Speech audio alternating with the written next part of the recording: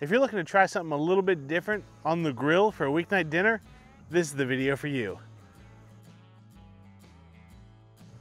Hey guys, I am Steve, the Cookout Coach, and we're here to help you take your barbecue to the next level, no matter what you need. Today we're going to be talking about is a great weeknight meal option. I've been really big on thick cut pork chops lately. They're really great. If you cook them right, they're so juicy, they have great flavor, and really they're a blank canvas. So today I'm going to show you one of my favorite weeknight recipes. This is kind of like my new go-to thing, and this is sweet and sticky Asian pork chops.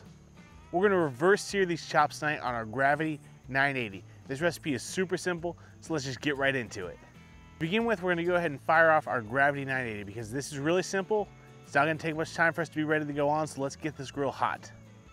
We're going to start by adding in some hickory lump coals. Now, you could add in some wood if you wanted to. Me, I'm not too worried about it. I get plenty of great flavor from this hickory lump charcoal. We're going to light the cooker and bring it up to 275 degrees. This is going to be the slow part of the reverse sear. We're going to bring these thick chops up nice and slow so we get the same doneness throughout it. While our cooker is heating up, we're going to break our chops out. We're just going to hit them with a little bit of Cosmos Q Texas beef.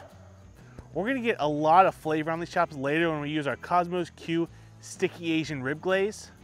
So for now, I just want some spices, I want some salt to get in and sort of set the base flavor on these chops. It seems silly, but that's really all we're going to do right now. We're just going to let these sweat in until the cooker comes up to 275. When we hit 275, we're just going to throw these chops right in the middle of the grates. We're going to plug our probe that plugs into our Gravity right into the center of one of these chops, and we're just going to watch it. After 15 minutes, this chop has hit about 80 degrees. We're going to go ahead and just flip them over just to ensure even cooking, and we're going to give them another 15 minutes. After a total of half an hour on this grill at 275, the chops are sitting at 110 degrees internal. We're going to shoot to finish these today at 145 degrees. If you want to, you can try to stop them short and rest them up to 145, but 145 degrees on pork is the safe temperature. Today we're just going to try to land right on it. So we're going to pull these chops off and kick this cooker up to 650 degrees. While we're letting it come up, it's only going to take a minute or 5. We're going to go ahead and start coating on this sticky Asian Cosmos Q rib glaze. As soon as our cooker hits 650 degrees, what we're going to do is we're going to throw these chops back on these hot grates now, glaze side down, and then we're going to repaint the tops. Basically what we're trying to do here is caramelize these chops. That glaze, I want it to cook on, I wanted to sear on, I wanted to get a little char on it. Oh, it's going to be good. After a minute that way, we're going to flip them over and do the exact same thing, repaint the top side. And we're going to flip it and repaint it for one more minute. After the third minute, ours hit 145. If yours are taking a little bit longer, give it another flip. It's not a big deal. It's just another chance to put another coat of that sweet, sticky rib glaze on. Now, if you try this sticky Asian glaze on its own, it's kind of got a soy, teriyaki, pretty savory note to it. It's really good. But now we've got to see what it tastes like cooked onto these chops.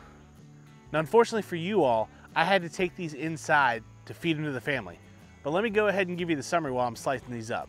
When we gave this glaze a chance to caramelize up like this on these chops, it took on a flavor similar to that of what I would call bourbon chicken that you would get from different places.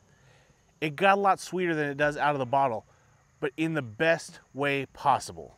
These are probably my favorite way I've ever cooked chops, and it'll work on chicken or any other meat you want to give it a shot to as well.